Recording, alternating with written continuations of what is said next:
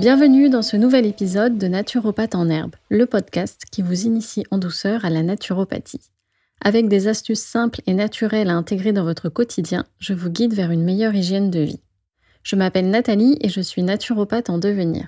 J'aime m'inspirer de la nature et de ce qu'elle offre pour accompagner mon bien-être physique et mental. Dans ce podcast, je vous emmène découvrir la naturopathie, ses principes et les outils qu'elle utilise.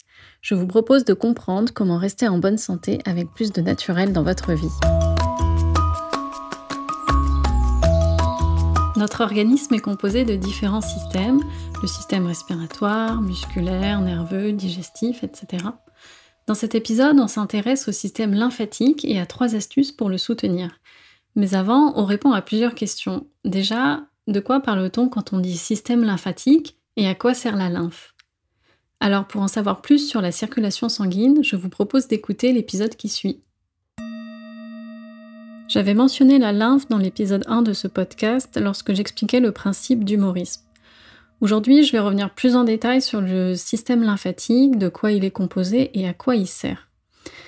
Quand on parle de système lymphatique, en fait, on va désigner la lymphe qui circule dans notre corps et les différents organes, comme les nœuds lymphatiques qui sont là pour filtrer la lymphe, et les organes qui vont produire des globules blancs pour aider notre défense immunitaire.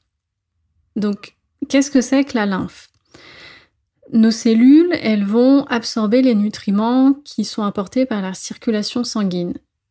Elles en absorbent et puis elles en rejettent une partie qu'on va appeler des déchets. Elles les rejettent sous forme liquide. Une partie de ces déchets liquides vont être réabsorbés par le sang et l'autre partie vont être captées par des vaisseaux capillaires, qui sont des minuscules vaisseaux, dans le système lymphatique.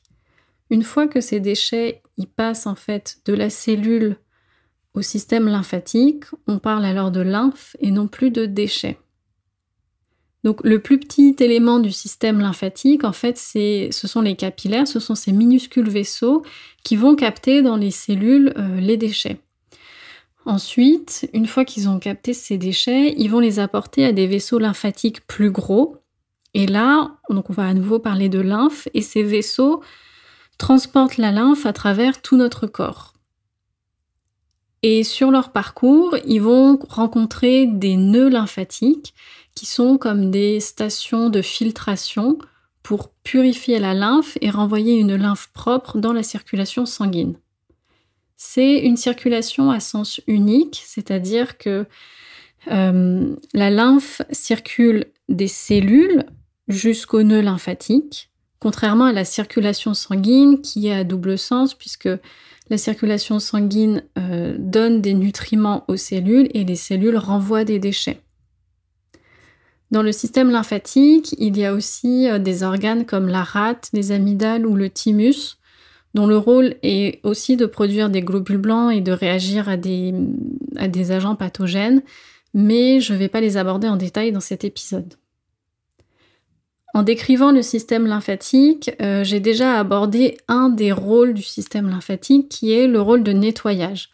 Donc c'est celui de recueillir les déchets liquides issus de nos cellules, de nos tissus, et de les acheminer vers ces nœuds lymphatiques, donc qui sont des stations de filtration, on peut dire ça, et d'éliminer, de purifier la lymphe pour pouvoir retourner au système sanguin une lymphe propre.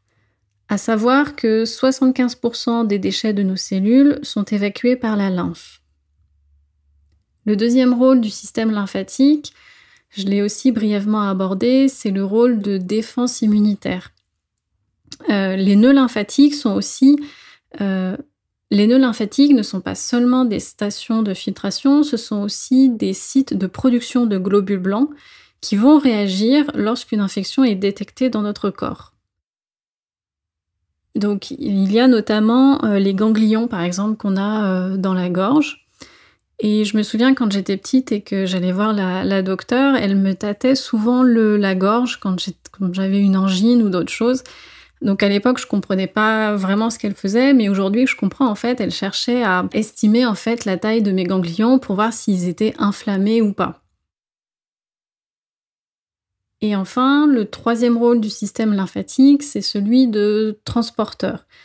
La lymphe va permettre de transporter des graisses alimentaires ou des vitamines liposolubles et certaines protéines qui ne peuvent pas remonter par voie sanguine.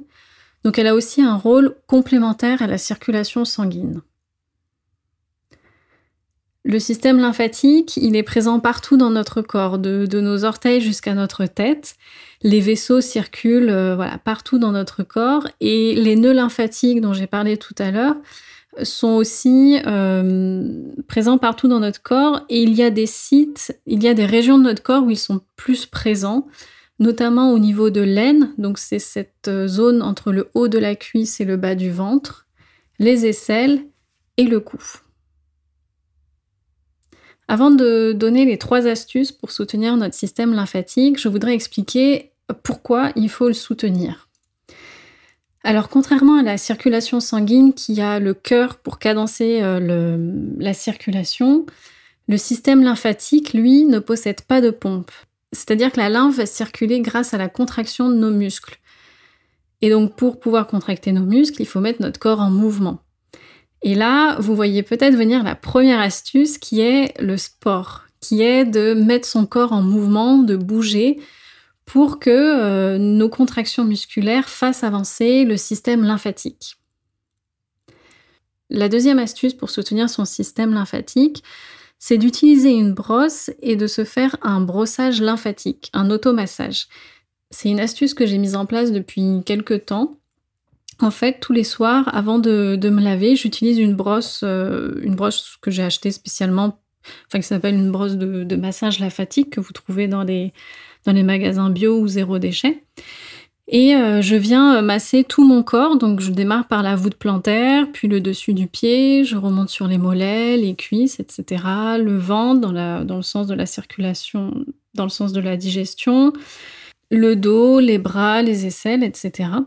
L'idée du brossage lymphatique, c'est de venir régulièrement, donc si possible tous les jours, se masser pendant quelques minutes pour stimuler la circulation lymphatique. Et comme on masse avec une brosse directement sur la peau, c'est un brossage à sec, on n'ajoute pas d'huile ni d'eau, on va venir aussi exfolier la peau.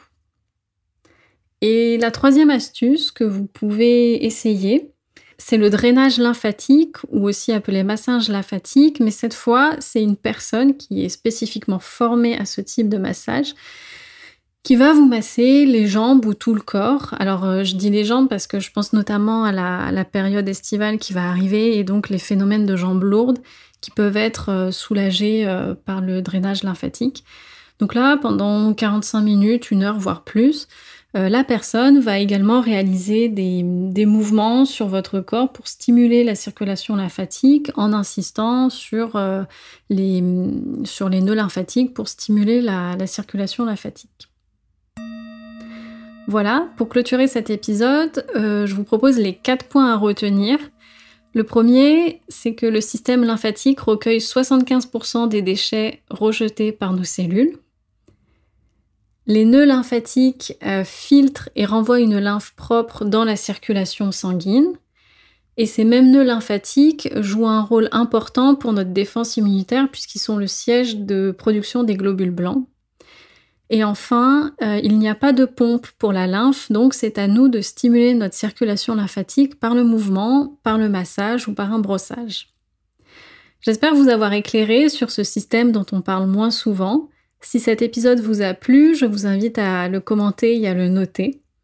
On se retrouve sur Instagram, sur mon compte naturopathe en herbe, et je vous dis à bientôt dans un nouvel épisode.